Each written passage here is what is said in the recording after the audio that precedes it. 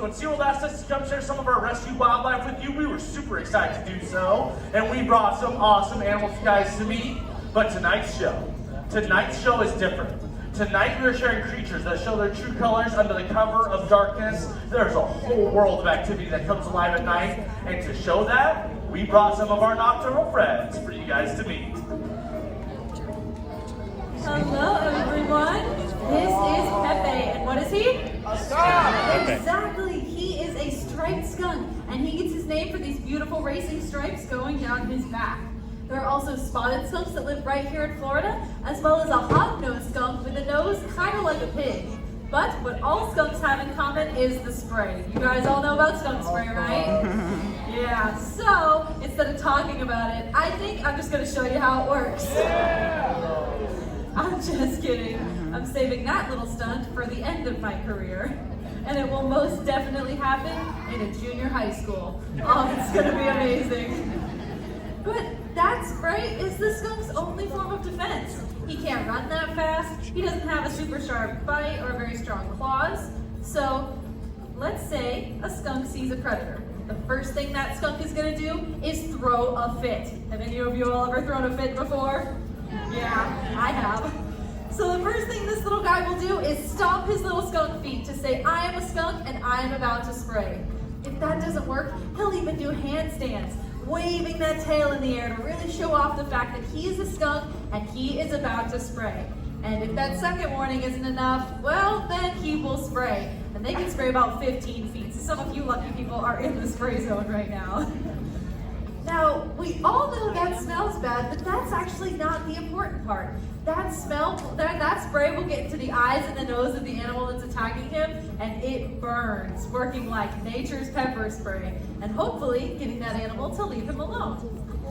Now, we've been having a bit of a problem with skunks.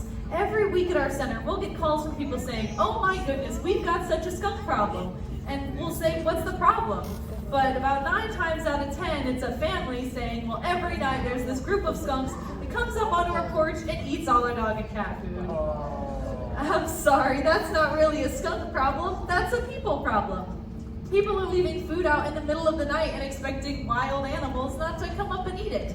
But this is causing problems though. These skunks are getting so much extra food that they're having more and more babies, and then the population is growing to the point where they're becoming an issue. Luckily, it's very easy to fix. Just bring that dog and cat food in at night, and then these guys will go back to eating things they're supposed to eat. Things like slugs and snails and other pests that will turn them into helper animals rather than problem animals. Now, we got little Pepe here because unfortunately his mother was hit by a car. And when the people got out and saw little Pepe by the side of the road, they decided to take him home. Even managed to get his scent glands removed, which meant that when they got caught, Pepe here was deemed non-releasable, so he was sent to live at our center. Let's give a hand to little Pepe, our striped skunk. Now, this beautiful and venomous creature is Smug, and she is the Gila Monster. And this little creature came to our center because there was a couple who was driving home at night through the Arizona deserts, and they happened to see this creature walk across the road. And they recklessly stopped their car and scooped her up and tried to smuggle her back into California. They were actually caught at the agriculture station on the border of Arizona and California with this venomous creature riding in a bin on their dashboard.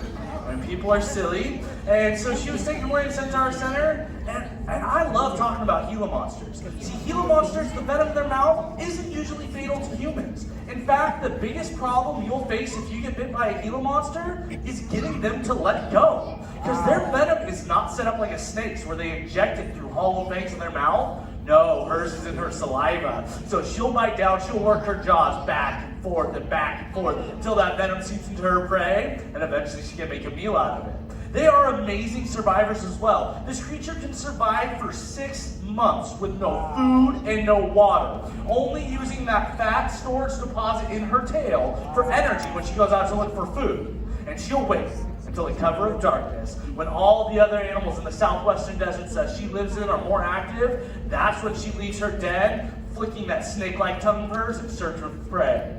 And you know, there's a lot of rumors about Gila monsters, like they can leap up and breathe venomous gases into your faces. That's just not true. This heavy-bodied, slow-moving, mild-mannered creature really isn't so monstrous once you get to know her. That's little Smog. Let's say goodbye to the Gila Monster here. This is Poppy, our Virginia opossum. He's originally an East Coast animal, but they spread all across the United States while the railroad tracks were being built. In fact, they were brought state to state at the food stores. But Poppy here came to us because one day a lady was driving home at night and she saw a cute little fur ball run across the road, and she tried her best to stop, but she'd actually hit that fur ball. She got out of her car and she saw that there was an opossum. Now, this lady was smart, and she did some research, and she was reading somewhere that opossums were marsupials. And we know marsupials are now in the pouch, but what do they keep in that pouch? What do they keep in that pouch? They keep babies in that pouch. She bravely opened up that pouch, and what she found was 5 beautiful opossums. One of them being Poppy here. So she swooped them on up and she took them to the nearest rehab center, where they had the best chance of getting released back out in the wild. And they were doing great. They were eating, foraging for their own food, they're getting bigger and stronger, so they start climbing. In fact, they're even staying away from people, except for our little dude Poppy here, who they had found out was almost completely blind. And because of that, he was unable to be released back out in the wild with his siblings. But he found a home with us. And Poppy here is 2 years old. Now that might sound young, but in the wild, these guys only live 3 to 4 years. Wow. But check this out. In those 3 to 4 years, mama opossums will have up to 50 babies. Wow. Yeah, if I had 50 kids, I would probably call it there too. Now, little Poppy has a very important job, and that's by keeping you all safe at night by avoiding Lyme disease. And he does this by eating his favorite snack. He eats ticks. In fact, in one season, he can eat up to 5,000 ticks, keeping your yards clean. So if you see little Poppy cruising your backyard at night, just know he's doing his best job keeping you all safe. That's Poppy, our Virginia opossum, North America's only marsupial.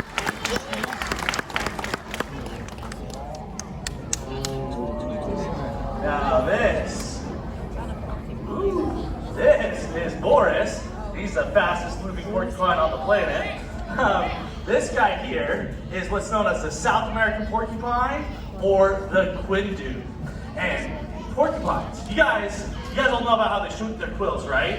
Okay, so what I'm gonna do is I'm gonna clap really loud. When I clap really loud, he's gonna shoot 10 to 20 quills towards the audience. So you guys in the front rows, I need you to cover your eyes. No, do they really shoot their quills? No. No, those quills are just hair. It's not like they're spring-loaded and they fire missile 6 and shoot the quills out. That hair is just sharp and stiff and pokey, and when another animal touches them, that's when those needles are left behind. But even though they can't shoot their quills, porcupines are absolutely amazing. They make up most of the world's largest rodents, like the Indian and the African crested porcupines that can weigh over 50 pounds and have needles that are over 2 feet in length. Or the North American porcupine, the fuzzy tree climber with larva quills that we have here in the United States. But my favorite to talk about is definitely the South American porcupines. These guys here are truly amazing. They have over 30,000 quills covering their entire body, except for the pads of their hands, that big button nose, and the very tip of their prehensile, that monkey-like tail. Those are the only parts that don't have quills. And I'll tell you what, this creature here will spend most of its day in a hollowed out area of a tree, waiting for nightfall to come. And then it goes on its nightly excursion in search of fruits, flowers, and leaves, and roots, and branches. And this guy here, he moves through the canopies of the rainforest perfectly comfortable. Even though there's thousands of predators that like to eat him, he moves through with confidence because of that amazing hairdo. But let's say a predator does come close. If a predator comes close to him, what he'll do is he'll shake his entire body like a big spiky maraca, saying, I would make an extremely prickly meal. And I'll tell you, Boris here, he actually came to our center from a production company that got shut down. They were just shut down due to a lack of business, and so he's kind of retired from a life on the Bay Streets to now doing programs with us. And he is pretty amazing though. He actually has ever-growing teeth just like all rodents. That's made out of keratin, the same stuff as your fingernails. So he has to constantly chew on things that are hard like branches and sticks and stuff like that in order to keep his teeth at a healthy length. Anyways, I think he's absolutely amazing. That is Boris, the South American porcupine.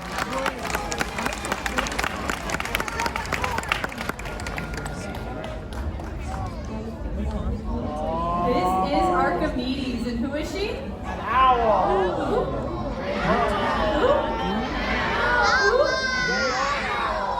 I'm kidding, that's my only owl joke, I promise.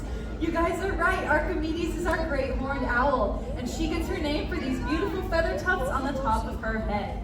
Now, owls are perfectly set up to fly and hunt at night, and she has a couple adaptations that help her out. Number one is her eyes.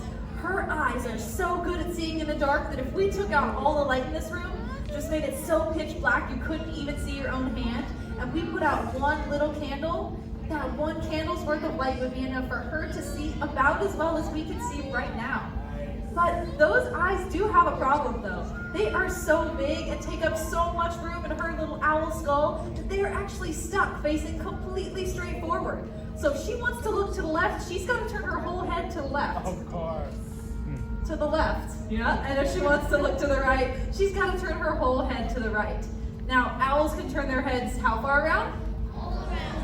You guys are pretty close. It's almost all the way around, about 270 degrees. It's not quite like the cartoon. She can't go around and around and around. If she tried, her head would probably pop right off. But she can do about 270 degrees. Now, the other thing that helps her out at night is in her wings. Her wings have specialized feathers called comb feathers that actually break up the wind and give her perfectly silent flight. And that helps in a couple ways. Number one is when she's out hunting at night, she's not just looking for food, she's listening for food. And if she's up in the air going flappity flappity, she's not gonna hear all those little rodents scurrying around on the ground. And the second way it helps is that those rodents will never hear her coming, and she can make a sneak attack to grab her prey. If she hears or sees a mouse or rat on the ground, she will swoop down and use 600 pounds per square inch of crushing force to grab it and make it her meal. And an owl this size can eat about 3 to 5 small rodents a night, making them an extremely important part of the cycle of life. These guys help keep us from being overrun by the rodent world. Now, Archimedes here was flying free until about 10 years ago when she made a very big mistake. She accidentally swooped in front of a car, and although the driver tried to stop, they couldn't, and they hit this poor bird, crushing her left wing. Luckily for her, they scooped her up and took her to the UC Davis Raptor Center in California where they saved her life. But because birds' bones are hollow, when they break, they often don't heal quite right, and that's what happened to Archimedes. She can fly a little, but not enough to survive on her own. Now, I do think she's absolutely beautiful, but these colors of hers are for the opposite of showing off.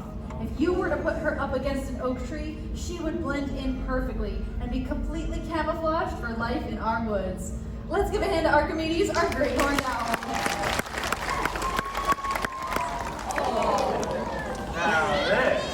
Now this is Disco, and he is our gray fox. And little old man Disco here, he came to our center because there was somebody that found him abandoned as a little tiny fox kid. And they took him to a rehab center, but unfortunately the rehabber that got assigned to him did all the wrong things. She loved him and she cuddled him and let him sit on the couch and watch TV with the kids and play with the dogs. And by the time she had brought him back to that rehab center to be released, they immediately saw that she had ruined him.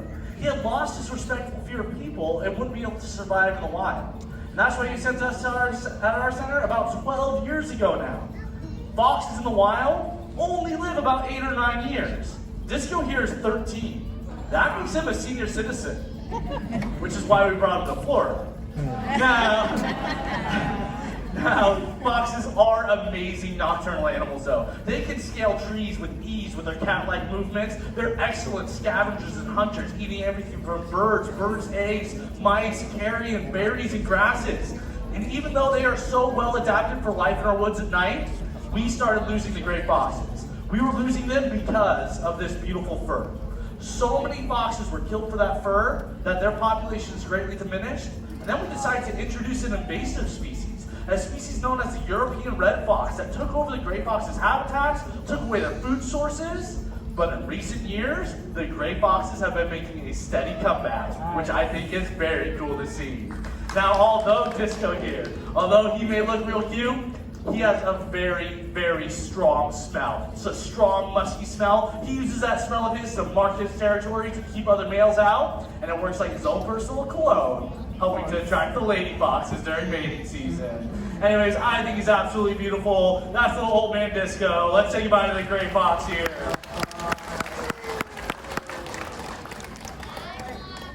Who likes milkshakes? Well, so does our little dude Octavius here, the curly-haired tarantula. In fact, some might say he's a bit of a milkshake connoisseur, and he travels the grasslands of Costa Rica looking for the best flavor. And right now, he currently tells me he's an absolute fan of cricket, slug, millworm, and your favorite house guest, the cockroach. Now, what I mean by that is Octavius will grab a hold of his prey with all 8 of those limbs, and he will inject them with a special enzyme that begins to liquefy those bugs. And right behind those beautiful fangs right there, he has his own 2 personal straw-like custom teeth that he would use to dip down into those bugs and slurp it on up, just like a milkshake. Now don't worry, if he was to bite a human, it would just feel like a mere bee sting. What he has for bigger predators that are things that scare him away, when he gets stressed, he has those colored curly little hairs that he will flake away. And he'll start rubbing on them and he'll flick them off in the air. He'll get into those predators' faces or eyes and we feel like they have really bad allergies and they'll start scratching and itching away. But we got little Octavius here because a young man had him as his childhood pet. And as he got older, he had to go on to college. And whose responsibility did he left that to? Yeah, his mama's, right? But the only problem was, his mama was afraid of spiders. So now he's our responsibility. Now little Octavius, we actually got a hold of that young man and we got in contact with him and he told us that he was absolutely thrilled to hear that his pet spider Octavius here is out here with you guys doing shows. That's little Octavius, our curly-haired tarantula. Give that curly-haired tarantula more of an applause. She is cute and furry just like the rest of them. But these next 2 take it to a whole new level. This is Zig and Zag, and they are 6-week-old baby raccoons. And these 2 little ones came to our center because somebody chopped a tree down in their backyard, and these 2 little ones fell out of a nest. Mom was nowhere to be found, and so they took them to a rehab center. But unfortunately, the county that these guys were found in has a non-release policy for raccoons. So they needed to find a forever home. And so that rehab center called us up, asked if we could take them in, and how could you say no to those cute little faces? Wow. So we took them in, and I am so excited to watch them grow and develop with you guys here at SeaWorld. And I'll tell you what, raccoons are one of the most highly adaptable animals on this planet. They have hypersensitive fingertips. Fingertips that are about 6 times more sensitive than yours or mine. That 6 times sensitivity allows them to feel in the rocks and riverways between the creeks while they're looking for their food, and their eyes are still able to be up and looking out for predators. They also have these amazing wrists that they can rotate, so they can go up trees head first, as well as come down trees head first. In fact, these 2 are so good at being in the trees. Check it out. They can barely walk and they can already hang upside down. We should have named them Bell and Crow. They're absolutely amazing creatures. But my favorite part about them is their stomach. See, they're what's known as an omnivorous animal. Can you guys say omnivorous? Yeah, that's a big fancy word, meaning these guys can eat anything and everything. Beetles, grubs, worms, fruits, flowers, dead stuff, eggs. These guys here, they can survive on the coast by eating mussels and clams. They can survive in the deserts by eating cacti and bugs. Anyway, these 2 here can even survive in the hearts of our greatest cities. And I think for putting up with us, we gotta give the raccoons a whole lot of credit. Yeah, absolutely. But we're running into problems with animals that are able to survive in our urban areas. There's lots of problems that coincide with that. So I like to end each show with just some easy things. Things that you can do to help protect our wild friends. And since we're talking about nocturnal animals, let's talk about nocturnal problems. Things like removing those supplemental food sources. The stuff like dog food and cat food and open trash bins at night. The animals become attracted to that and they become dependent on those food sources. Another big one is don't throw food trash out your window when you're driving. That attracts animals to the roadways and often gets them hit by cars. And another huge one right now is actually light pollution. If we can turn off some of those outdoor lights at night, the nocturnal animals will go back to their natural behaviors under the cover of darkness and keep our ecosystems nice and healthy. Anyways, thank you so much for coming and listening to Rescue Tales Night Vision, and enjoy the rest of your night here at SeaWorld, everybody.